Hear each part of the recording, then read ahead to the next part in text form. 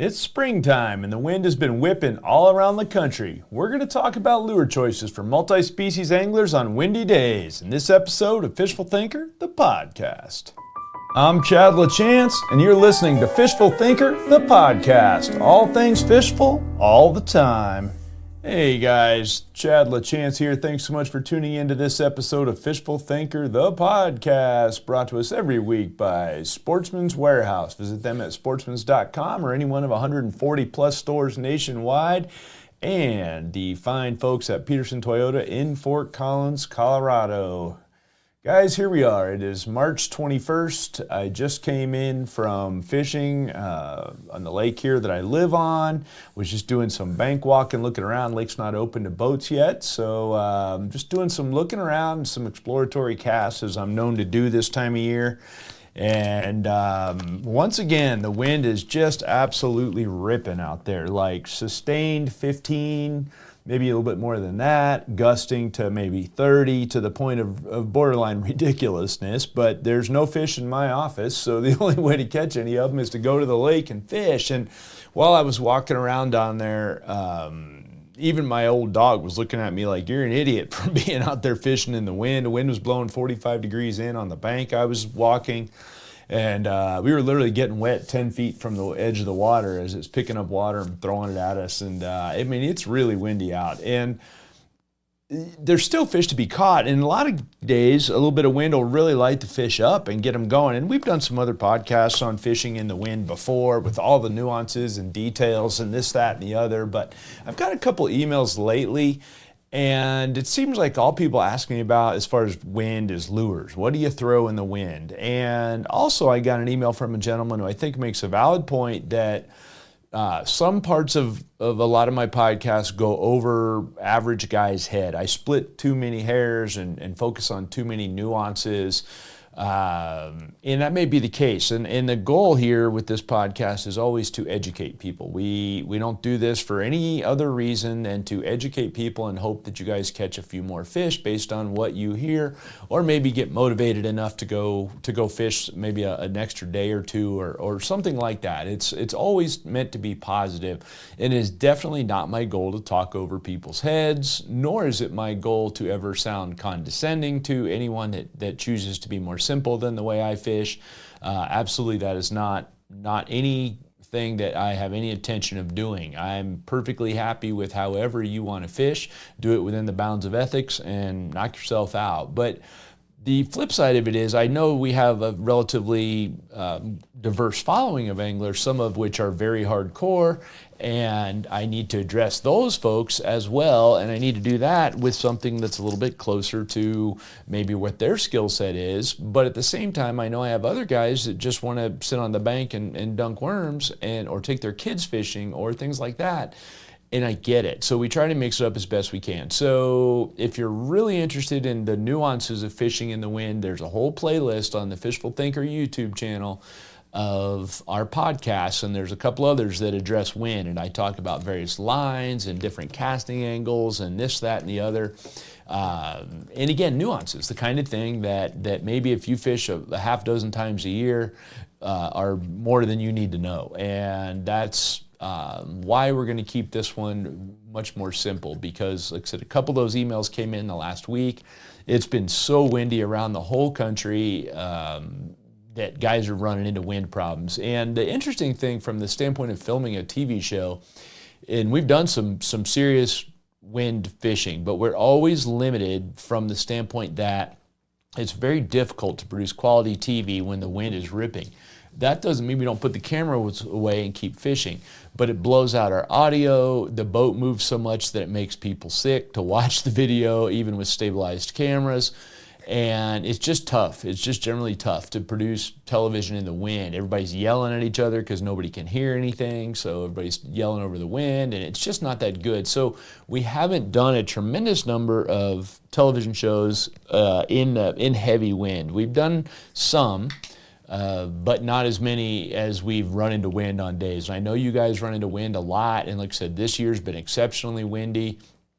Spring and fall are always windy around my neck of the woods and a lot of other parts of the country, but even more so it seems like this year. So I just want to run through some lure selections and some fundamentals of lure stuff that I think will help you dealing with in the wind. And one good thing, anytime you have a specialized scenario, and this is kind of a big statement, anytime you have a specialized scenario, in a lot of ways your fishing gets easier. And I'll tell you why. Your fishing gets easier because it narrows down your choices. And the less choices you have, the easier the decisions get to be made in terms of where you fish, how you fish, and what you fish with. So the wind in a lot of ways will even limit what you can fish for. And I'll get to that here in just a minute. But when you have a narrower selection to choose from, it's much easier to make a choice, or conversely, a choice is not required. When you only got a half dozen lures that work, well, over the course of say a 4-hour fishing trip, you got plenty of time to test all of those. So you're not really forced into making a decision. Whereas if you have a non-specialized condition, just a normal fishing day, then all bets are off. You can choose any lure you want. You can fish anywhere you want.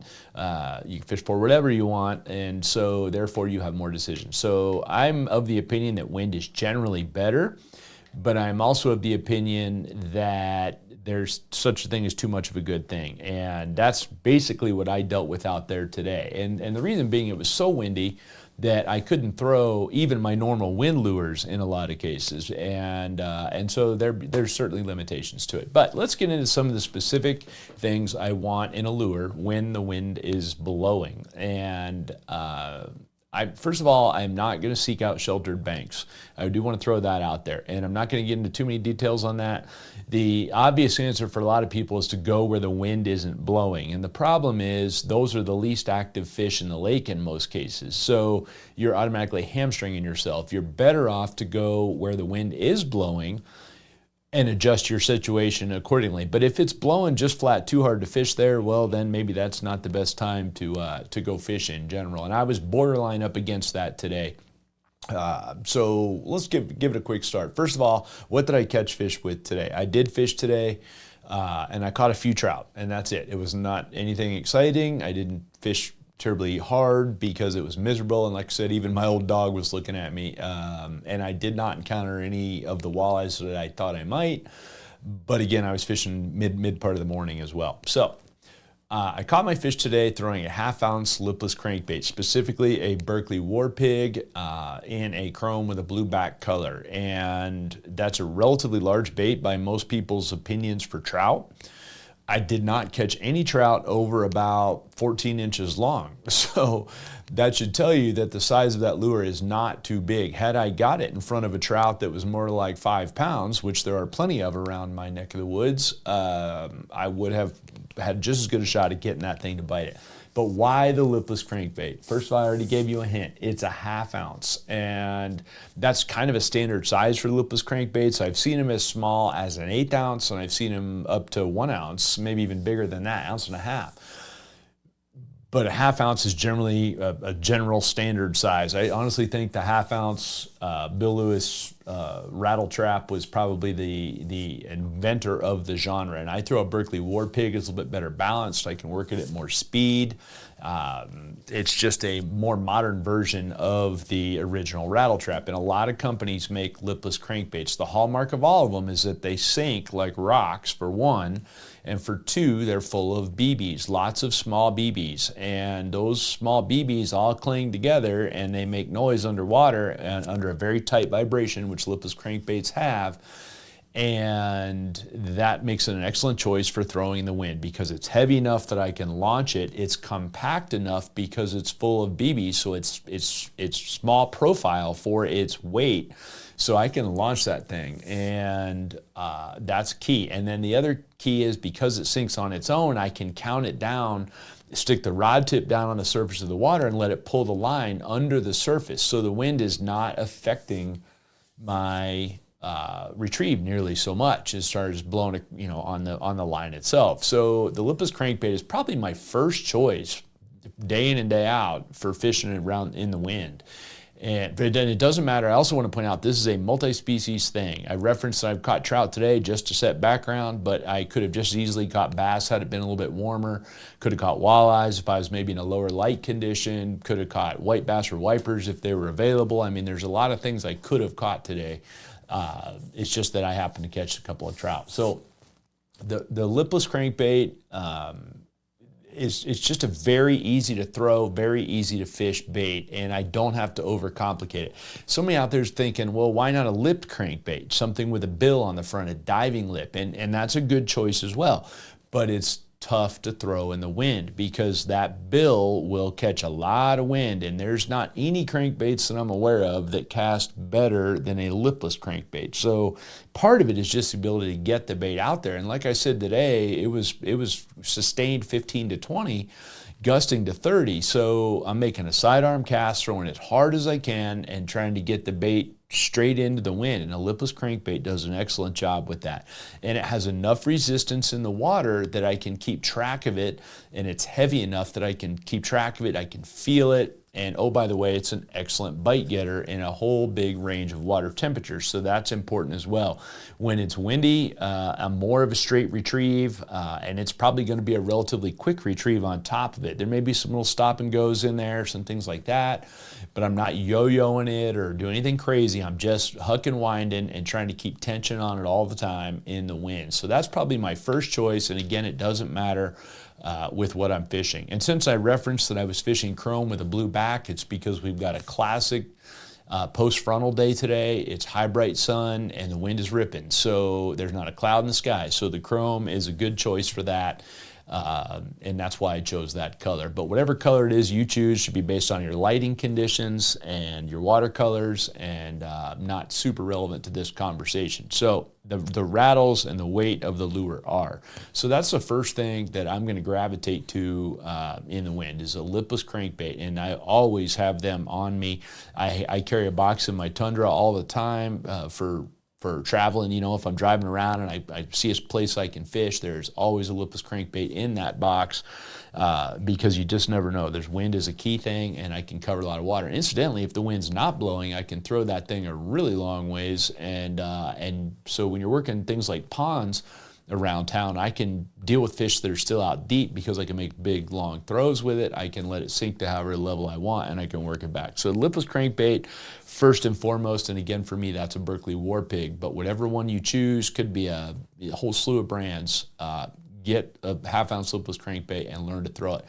Incidentally, let me take a half a step back and say when I'm fishing in heavy wind like today, it is always on casting or on spinning tackle, not casting tackle, particularly if I'm walking the bank. If I'm in the boat, maybe not, but if I'm on the bank, it is going to be spinning tackle. And the reason is strictly casting distance and control.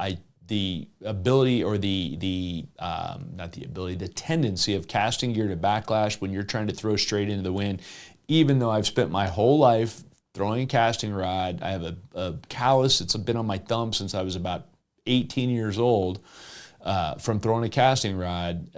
It's still difficult in the wind compared to throwing a spinning rod, and there's no real advantage. So braided line on a spinning rod, say 15-pound braid on a medium power spinning rod is as good a choice as anything in the wind. You can throw whatever you want with it. So the first thing I'm going to go to is a spinning rod, and the first bait is going to be a lipless crankbait.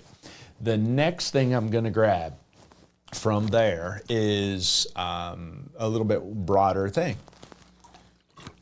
The next thing I'm going to go to is a spinning blade. Now, somebody's going to say, well, what do you mean by a spinning blade? Well, it could be a whole bunch of things. It could be an inline spinner where it's got a wire typified by a minnow spin or a rooster tail or a MEPS, something like that, an inline spinner. Inline spinners are, particularly bigger ones, are very effective in the wind. This is not the time to throw your 16th ounce or your 8th ounce. I'm talking like quarter ounce and bigger. Very effective in the wind, and they have a small profile. They can go very fast, and the reason that vibrating blade is so important, that spinning blade is so important, is that it gives resistance in the water. So the fact that the inline spinner is small and compact makes me be able to throw it well, And the blade gives me resistance in the water as you're retrieving it, which means I can keep the line tight on the bait. And that's very important for control. Anything I'm going to mention here in the next 15 minutes, 10 minutes of this podcast is going to have something that I can keep tension on.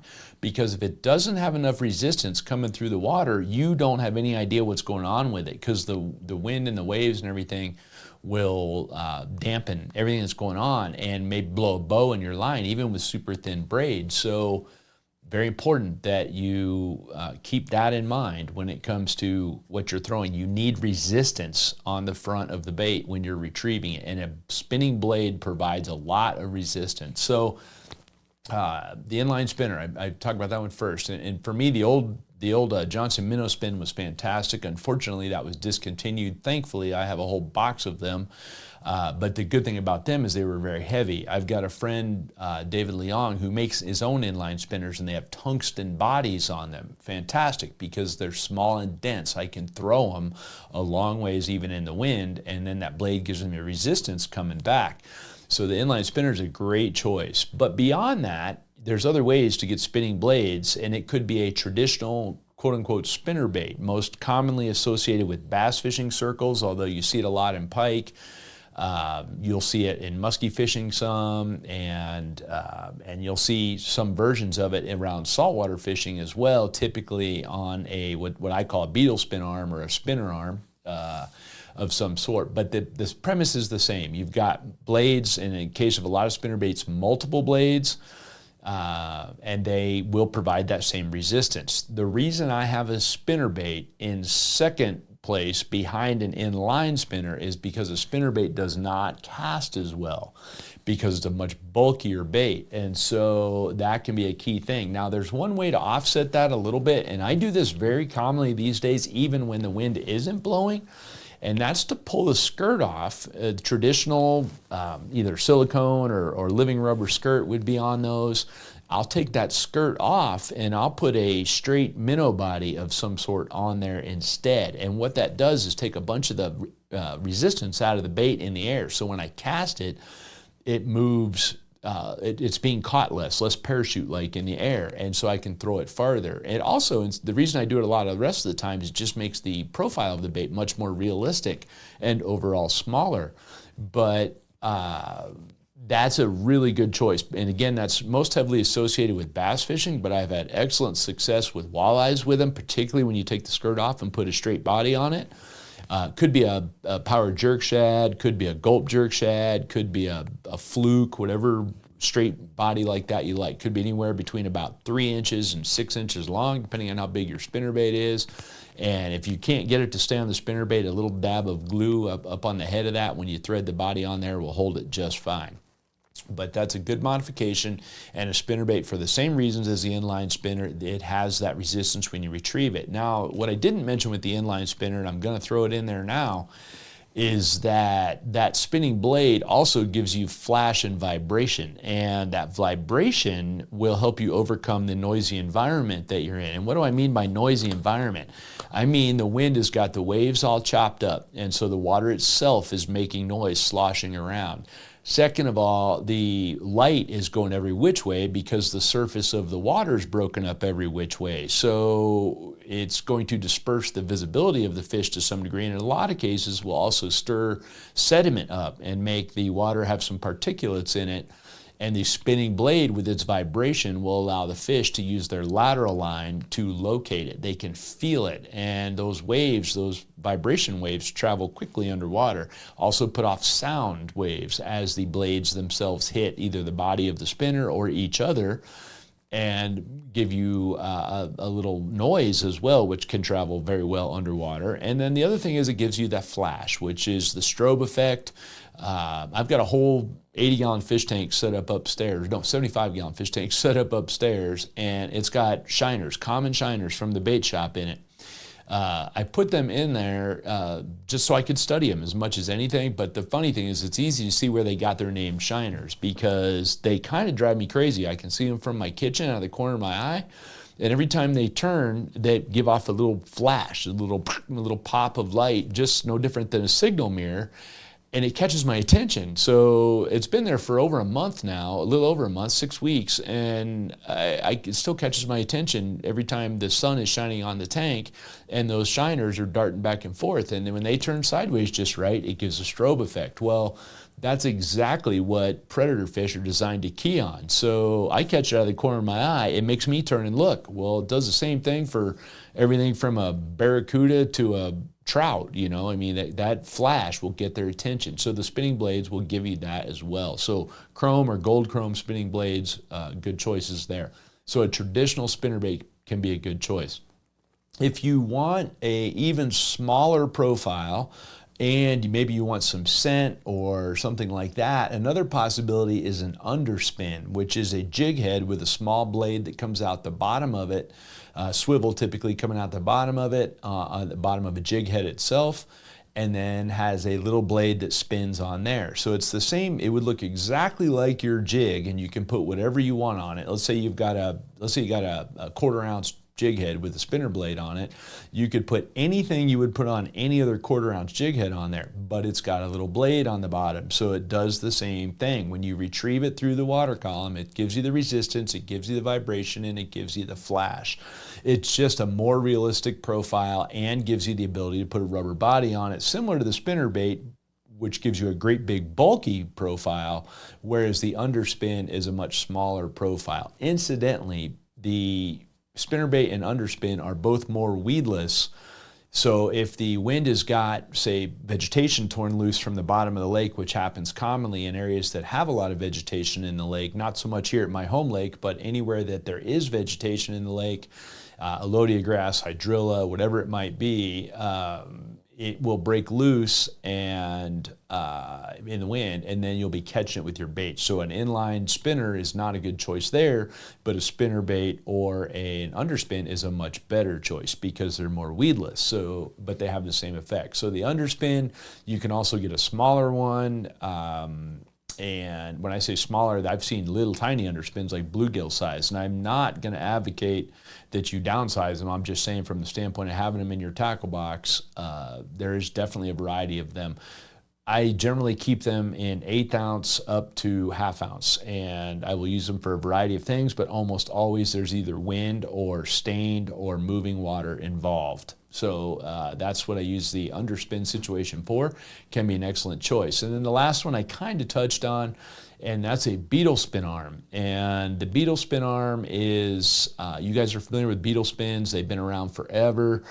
Were originally designed for panfish, like bluegill, stuff like that, as well as trout. But the same concept can be scaled up a whole bunch. And I will use full-size spinner arms with full-size blades on them, and then put a jig head of whatever style I want. So you've effectively got something that has the qualities of the underspin and has the qualities of the spinner bait with you. And that's a very versatile tool, those spinner arms, and I keep them in my bank and my truck box because I don't carry traditional spinner baits in that situation. I don't carry a lot of tackle on the bank, and I don't carry a lot of tackle in my truck. But I still want to have the advantages of the spinner bait or spinner arm, so I carry them and I can mix and match them with jig heads and do whatever I want. And of course I'm going to have jigs in the truck box or the bank box, because jigs are the most versatile lure of all, in my opinion, and they're even more versatile when you put them on something like a spinner arm. And so I will do that very commonly, and that works really, really well in the wind as well. So that's a good choice. And then I think the other thing that I will occasionally throw in the wind, and this is typically for larger predators, is going to be a soft swim bait. And it's going to be a relatively large one on a relatively heavy spinner bait, and it's typically going to be associated with the clearest of the water. And that's going to look something like a 4-inch power swimmer on a 1/2 ounce jig head, or maybe a 5 or 6 inch hollow belly on a even bigger jig head, something along those lines. But the similarity between all of them is going to be that it has a heavier than normal jig head, because I want to be able to retrieve the bait at speed, and it has the thumper tail, and that big thumper tail swings back and forth as you retrieve the bait, giving you the resistance in the water. The tail is basically 90 degrees to the body of the bait, meaning that it kicks side to side as you retrieve it. And so it will give you a nice thumping vibration to help fish find it in the wind, as we're talking about, but it's the most realistic looking of everything I've thrown out there. And it's also relatively weedless. So I will throw that in a lot of scenarios, and I'm of the opinion that a soft swim bait is fantastic for a whole huge range of fish, and they're easy to fish, and they can be thrown on a heavy jig head and retrieved with enough resistance that the wind is not an issue. So a common scenario would be, like I said, a 4-inch power swimmer or something like that, and it would have maybe a 1/2 ounce jig head, which sounds big for a 4-inch bait, but it allows me to get the bait down. And places like In Fisherman have done countless articles on how effective they are for walleyes. I've caught everything you can imagine on them in saltwater. They're great, smallmouth baits. So a soft swim bait's a really good call all the way around. Trout love them.